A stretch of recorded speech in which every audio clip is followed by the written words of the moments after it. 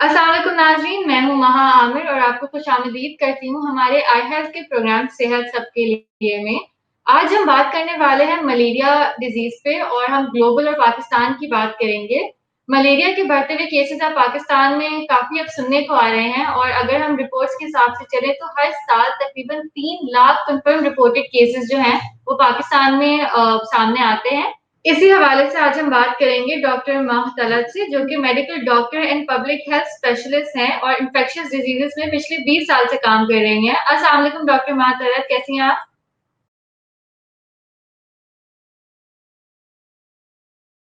अच्छा डॉक्टर माह, सबसे पहला जो मेरा सवाल है वो बहुत ही बेसिक सवाल है क्योंकि वो सिर्फ अवेयरनेस पर्पसेस के लिए है एट दिस पॉइंट।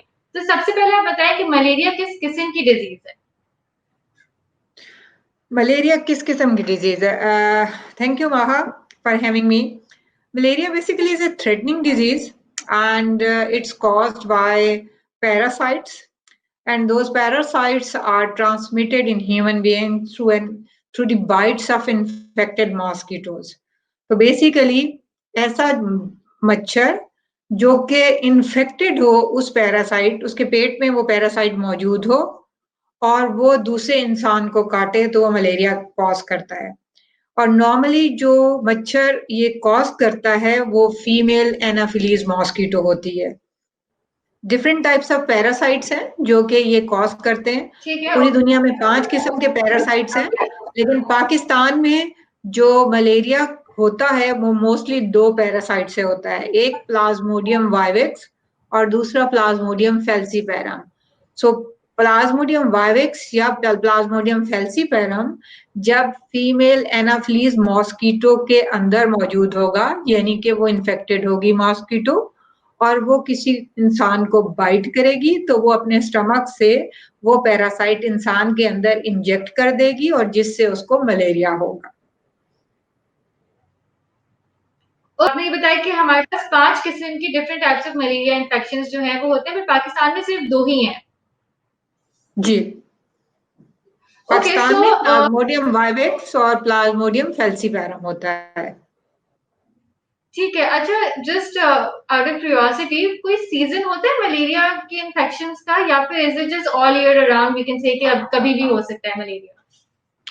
जी, इसको पाकिस्तान में नॉर्मली 2 सीजन है या, और हमारे पास जो एक सीजन है उसमें ज्यादा पीक आती है, वो जुलाई से सितंबर अक्टूबर तक है और इसमें एक छोटी पीक आती है जिसमें हम मार्च से अप्रैल तक भी जाते हैं और वो सिंध वाली साइड में आती है. बाकी जो पाकिस्तान के अंदर मलेरिया है वो इंडेमिक, हाई इंडेमिक डिस्ट्रिक्ट्स हैं, जो कि इस वक्त 60 डिस्ट्रिक्ट ऐसे हैं पाकिस्तान के जिसमें सबसे ज्यादा मलेरिया पाया जाता है.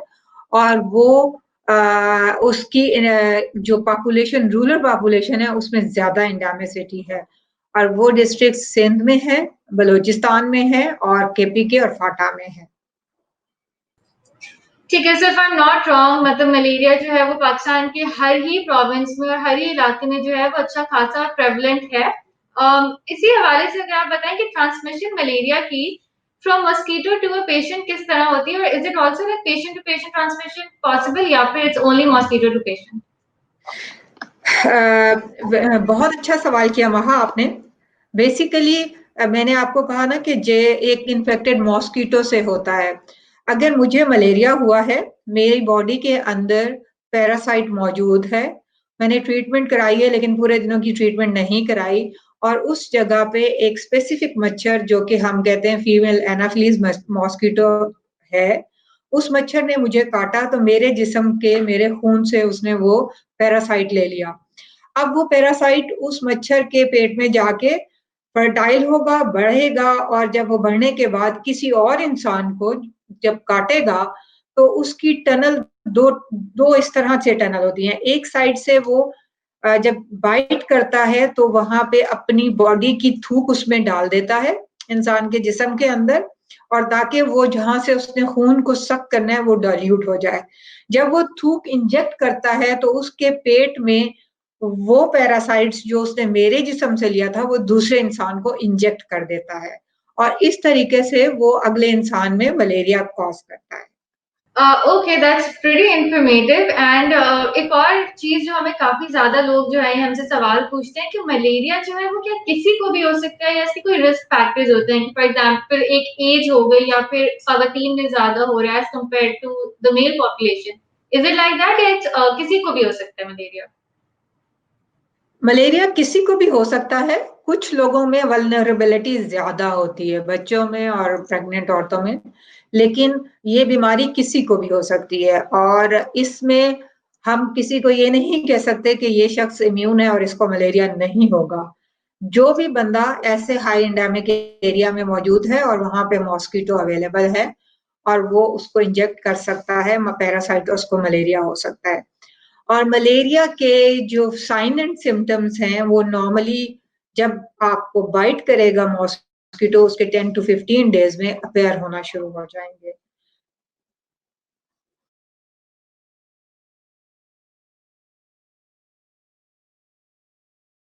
आई एम ग्लैड कि आपने साइंस और सिम्टम्स की बात की क्योंकि काफी ज्यादा एक कॉमन क्वेश्चन ये भी है कि मलेरिया के साइंस और सिम्टम्स क्या होते हैं और स्पेशली अर्ली डिटेक्शन के जो साइंस हैं वो कौन से होते हैं।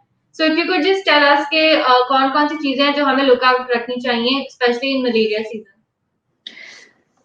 साइन एंड सिम्टम्स जो है, basically malaria is acute febrile illness के इसमें आपको बुखार होता है ऑल ऑफ सडन, बुखार के साथ सर दर्द, मतली कै या सर्दी का लगना, chills and rigors and chills होते हैं। एट टाइम्स मलेरिया के सिम्टम्स इतने माइल्ड होते हैं कि उसको मलेरिया को हम मिस भी कर जाते हैं कि क्या ये मलेरिया या कोई और डिजीज है। लेकिन जब ये आपको इस तरह के symptoms specially acute febrile illness, rigors chills और हेडेक हो तो उस वक्त उसको इजी नहीं लेना चाहिए, स्पेशली उन एरियाज में जहाँ पे मलेरिया की एंडेमिसिटी ज्यादा है। इसको कब ट्रीट करना चाहिए? इसको विद इन 24 आवर्स ट्रीट जरूर करना चाहिए। आपको डॉक्टर को रिपोर्ट करनी चाहिए, अपना टेस्ट कराना चाहिए और टेस्ट की रिपोर्ट के अकॉर्डिंगली दवाई लेनी चाहिए। और इसके सिम्टम्स होते कब हैं? मैंने जैसे पहले कहा, जब आपको इन्फेक्टेड मॉस्किटो काटेगा तो उसके 10 से 15 दिन के अंदर अंदर ये आपको सिम्टम्स हो सकते हैं। अच्छा, आपने बात की कि हमें फौरन जो है वो टेस्ट की तरफ जाना चाहिए, तो मलेरिया का जो टेस्ट होता है वो किस तरह होता है, उसका क्या प्रोसेस होता है? इज इट लाइक बिकॉज लोग कई दफा डरते हैं मलेरिया के टेस्ट कराने से, तो उसके कोई रिस्क फैक्टर्स होते हैं? बहुत अच्छा सवाल किया वहां आपने। इसका टेस्ट कराने की कोई रिस्क फैक्टर नहीं है और टेस्ट कराने का फायदा ही है, क्योंकि नॉर्मली ये होता है कि लोग उस टेस्ट कराए बगैर मलेरिया की दवाई भी इस्तेमाल कर रहे होते हैं कि मुझे अगर बुखार हो रहा है, गला खराब है, तो मैं टेस्ट नहीं करा रहा या करा रही और मैं एंटीबायोटिक भी खा रही हूँ और मैं मलेरिया की दवाई भी खा रही हूँ। मलेरिया का टेस्ट कराने के बाद और उसकी स्पेसिफिक जो पैरासाइट्स बॉडी में मौजूद है उसके हिसाब से दवाई खानी चाहिए। टेस्ट इसके दो तरह के होते हैं। एक तो रैपिड डायग्नोस्टिक टेस्ट होता है जो कि बिल्कुल पट्टी वाला टेस्ट होता है और इमीडिएटली उसका रिजल्ट आ जाता है। दूसरा इसका माइक्रोस्कोपी टेस्ट होता है और वो बड़े सेंटर से, गवर्नमेंट के सेंटर से और टर्शियरी केयर हॉस्पिटल्स में होता है, जिसमें ब्लड की फिल्म बना के उसमें मलेरिया का पैरासाइट देखा जाता है कि जो मैंने कहा पहले दो तरह के पैरासाइट्स हैं कि कौन सा पैरासाइट्स अवेलेबल है और उस टेस्ट की रिपोर्ट के अकॉर्डिंगली फिर दवाई प्रिस्क्राइब की जाती है। डॉक्टर माँ, अगर आप हमें ये भी बता दें कि मलेरिया जब आपकी बॉडी में एक दफा इन्फेक्ट कर देता है आपको, तो आपकी बॉडी में क्या चेंजेस होते हैं, like you know inside your body what changes can we expect? वहाँ इसमें मलेरिया का जब आप पैरासाइट्स आपकी बॉडी में जाता है तो आपके खून के जो सेल होते हैं जिनको हम रेड ब्लड सेल्स करते हैं उसमें जाके वो उनको इन्फेक्ट करना शुरू कर देता है और डिफरेंट किस्म की उसमें तब्दीलियां आना शुरू हो जाती हैं। वो बहुत मेडिकल टर्मिनोलॉजीज है, मैं उस डिटेल में नहीं जाऊंगी। और फिर वो आपके स्प्लीन जिसको तिल्ली और लिवर में भी जाता है। जब वो खून के सेल्स को डिस्ट्रॉय करता है और खून के सेल्स में से उसका पैरासाइट का एक खास हिस्सा बाहर निकलता है तो उस वक्त बुखार और राइगर और चिल्स होते हैं। उस बुखार की कंडीशन में सर दर्द, मतली और जिस्म में बहुत ज्यादा दर्द हो सकता है। उस वक्त आपके साइन एंड सिम्टम्स जब अपेयर होते हैं तो आपको अगर बुखार हो रहा है तो सबसे बड़ी बात यह है कि आप अपना टेस्ट कराएं और अगर टेस्ट पॉजिटिव आता है तो इसके अकॉर्डिंगली ट्रीटमेंट कराएं। ट्रीटमेंट के हवाले से मैं आपको इसमें थोड़ा-सा बताऊँगी कि इसकी प्लाज़्मोडियम जैसे मैंने बताया कि पाकिस्तान में 2 प्लाज़्मोडियम पैरासाइट्स हैं जो कि ज़्यादातर मलेरिया कॉज़ करते हैं। एक प्लाज़्मोडियम वाइवेक्स है और एक प्लाज़्मोडियम फेल्सीपैरम है। तो इसकी ट्रीटमेंट दोनों के लिए थोड़ी डिफरेंट है। Plasmodium falciparum is a deadly disease और उसमें बाज़ औक़ात फिट्स भी पड़ सकते हैं और उसमें सेरिब्रल मलेरिया भी हो सकता है। उसकी ट्रीटमेंट के लिए आर्टिमिसनिन बेस्ड कॉम्बिनेशन थेरेपी होती है जिसको artemether lumefantrine, artemether SP different artemisinin based combination therapies होती है, उसको आपने इस्तेमाल करना होता है और उसके बाद आपने एक सिंगल डोज़ प्रामाक्विन की देनी होती है जिसने आपके जिस्म के अंदर से जो मलेरिया का पैरासाइट है उसको खत्म करना होता है या वॉश करना होता है, गमीट्स को खत्म करना होता है। जहाँ प्लाज़्मोडियम वायरस की बात है, उसके लिए पाकिस्तान में क्लोरोक्विन फॉलोड बाय प्राइमाक्विन दी जाती है फॉर 14 डेज़ और प्राइमाक्विन का खाना इसलिए ज़रूरी है कि जो आपकी बॉडी के अंदर उसके गिमीट्स हैं, वो ख़त्म हों और वो अगर आपको फिर मच्छर काटे भी, तो वो खुद इन्फेक्ट ना हो और किसी दूसरे बंदे के अंदर वो गिमीट्स को ट्रांसफ़र ना कर सके। अच्छा, अभी आपने री-इन्फेक्शन की बात की थी, तो री-इन्फेक्शन रेट ऑलरेडी मलेरिया के पेशेंट में कितना होता है कि चांसेस होते हैं कि आपको मलेरिया वापस हो सकता है विदिन अ टाइम रेंज या फिर there is no such thing like that? देखिए री-इन्फेक्शन हो सकता है और उसके बाद एक हम कहते हैं री-इन्फेक्शन और एक कहते हैं रिलैप्स। अगर आप उसी जगह पे रहते हैं जहाँ पे मलेरिया के मॉस्किटोज़ हैं और आप प्रामाक्विन नहीं ले रहे तो आपको रिलैप्स भी हो सकता है और री-इन्फेक्शन भी हो सकता है कि आपने ट्रीटमेंट ली और कुछ अरसे के बाद आपको दोबारा मॉस्किटो ने बाइट किया और वो इन्फेक्टेड था तो आपको इन्फेक्शन हो सकता है।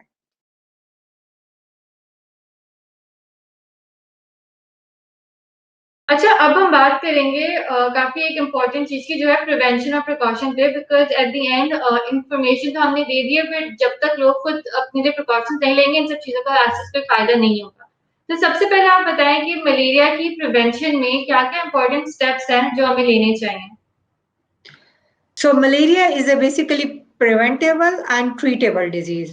तो प्रिवेंशन हमने कैसे करनी है कि हमने इस तरह से प्रिवेंट करना है कि अपने आप को मॉस्किटो के बाइट से प्रिवेंट करना है।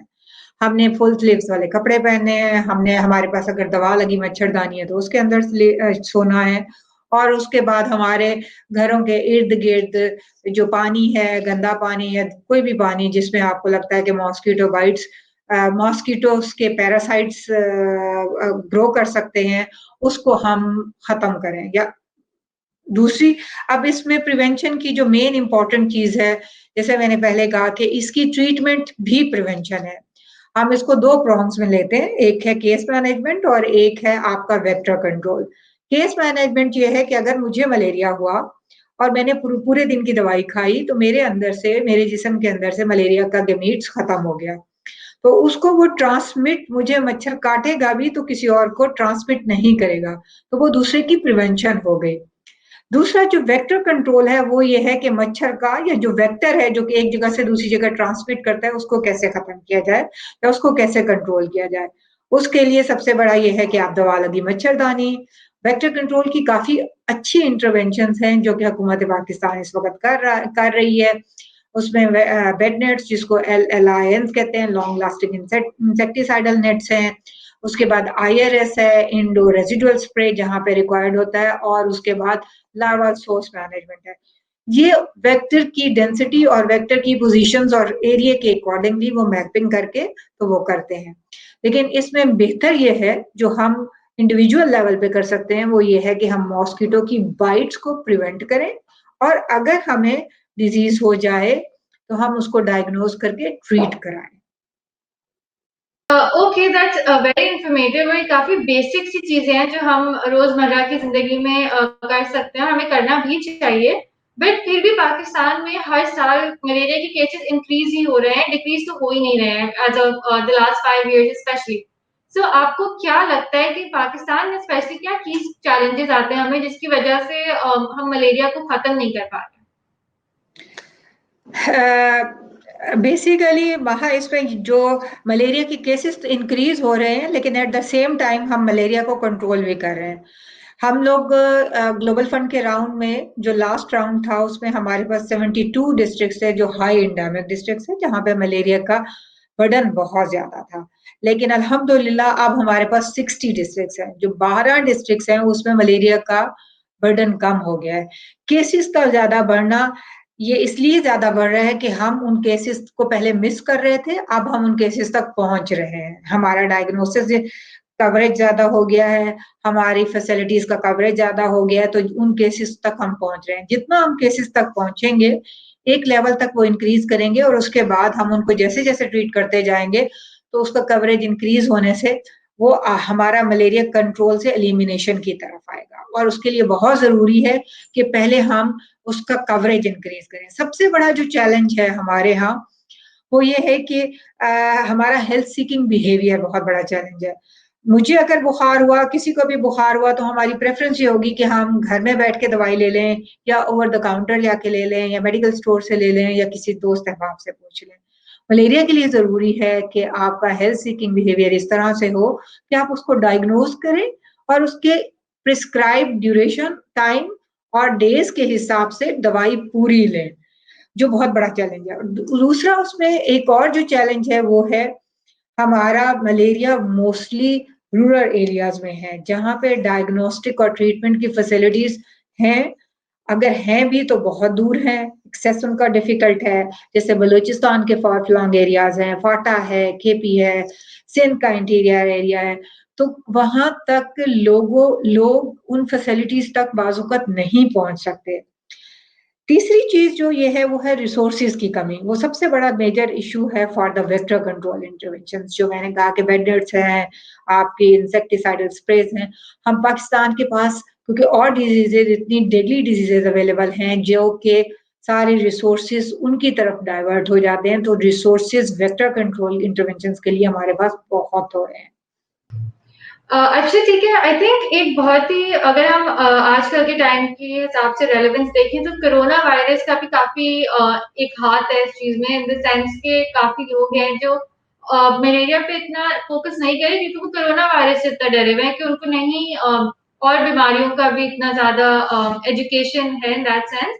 तो आप अपने हिसाब से बताएँ कि कोरोना और मलेरिया का एक तो ओवरलैप अगर है तो कहाँ पे है, और लोगों को कोविड के टाइम में मलेरिया से कितना ज़्यादा और डरना चाहिए, और कितनी ज़्यादा और प्रिकॉशंस लेनी चाहिए? बहुत वेरी गुड क्वेश्चन। और आज के हिसाब से ये इसकी इम्पोर्टेंस भी बहुत ज्यादा है। सब सहारान अफ्रीका में लोगों को जब कोरोना का बहुत ज्यादा वो हुआ, तो कोरोना से ज्यादा डेथ्स मलेरिया से होना शुरू हो गई। तो ये बहुत बड़ा एक चैलेंज था कि किस तरीके से इसको एड्रेस किया जाए, इस चैलेंज को। हमारे यहाँ भी जो हाई इंडेमिक डिस्ट्रिक्ट्स हैं, उसमें भी कोरोना हुआ। अब जब बहुत ज्यादा ये मैसेज जा रहा था कि अगर आपको हल्का बुखार है तो स्टे एट होम, अपने आप को क्वारंटाइन कर लें। कोरोना तो शायद अपने टाइम में खुद ठीक हो जाता है, अगर आपको कम उसका अटैक हो, या आप उसमें इतने ज्यादा आपकी बॉडी इफेक्टेड ना हुई हो। लेकिन मलेरिया का जब तक ट्रीटमेंट ना हो तो वो ठीक नहीं होता। हमारे लिए सबसे बड़ा चैलेंज ये है कि जब इन इन एंडेमिक डिस्ट्रिक्ट्स में अगर वहां पे मरीज को मलेरिया का बाइट हुआ और उसको फीवर हुआ और उसको वो कंसीडर किया जा रहा है कोरोना, तो उसके लिए stay at home would be more dangerous as compare to visiting the facility. तो इसके लिए बहुत जरूरी है कि अगर ऐसी जगह पे आप हैं जहां पे मलेरिया की इंडेमिसिटी ज्यादा है और आपको बुखार है, तो आप कोरोना से प्रिवेंशन की पूरी एसओपीज के साथ फैसिलिटी पे जाएं और अपना टेस्ट कराएं, मलेरिया का भी और कोरोना का भी। और अगर आपको मलेरिया है तो उसकी ट्रीटमेंट लें, क्योंकि दोनों इकट्ठे भी हो सकते हैं। और ये भी हो सकता है कि जिसको आप कोरोना समझ रहे हैं, तो वो उस वक्त सिर्फ आपको बुखार मलेरिया की वजह से हो। इसलिए जरूरी है कि जहां पे इंडेमिसिटी ज्यादा है, पंजाब में मलेरिया की इंडेमिसिटी ना होने के बराबर है, लेकिन अगर मैं बात करूं बलूचिस्तान की, फाटा की और केपी की, तो उनके रूरल एरियाज में अगर किसी को बुखार हो और वो ये समझे कि मुझे कोरोना हो रहा है, तो मैं उनको कहूंगी कि आपको जाके हेल्थ फैसिलिटी पे मास्क पहन के जाएं, अपने आप को प्रिवेंट प्रोटेक्टेड उसमें रखें और अपना पहले मलेरिया का टेस्ट कराएँ और फिर कोरोना का टेस्ट कराएँ और उसके हिसाब से ट्रीटमेंट लें। Thank you very much doctor मा हमें ये सब इन्फॉर्मेशन देने के लिए, ये काफ़ी ज़्यादा यूज़फुल थी, स्पेशली आजकल के टाइम में जब लोग कोविड पे ज़्यादा बात कर रहे हैं और मलेरिया जैसी बीमारियों को नहीं इतनी इम्पोर्टेंस दे रहे हैं। मेरा बस आखिरी आपसे ये होगा कि आप कोई की मैसेज हमारी ऑडियंस को देना चाहें? जी जब भी आपको बुखार हो या महसूस होता है सस्पेक्ट मलेरिया का, तो काइंडली टेस्ट कराएँ। टेस्ट के रिज़ल्ट के हिसाब से अपना इलाज कराएँ। हम इसको कहते हैं टेस्ट, ट्रीट एंड ट्रैक और उसके बाद अब जितने दिनों के लिए, जितने टाइम के लिए डॉक्टर आपको दवाई प्रिस्क्राइब करे तो उसको पूरे टाइम और पूरे ड्यूरेशन के लिए लें। आपका इलाज आपकी प्रिवेंशन भी है और दूसरे की प्रिवेंशन भी है। शुक्रिया। थैंक यू सो मच आप हमारे साथ आई और हमें इस टॉपिक पे इतनी सारी इन्फॉर्मेशन दी और thank you so much to our audience also आपने ये सब देखा और अभी भी अगर कोई सवालात या कोई भी कन्फ्यूजन हो तो प्लीज़ हमें कमेंट्स में लिखें या फिर you can just message us we will definitely get back to you. अल्लाह हाफ़िज़।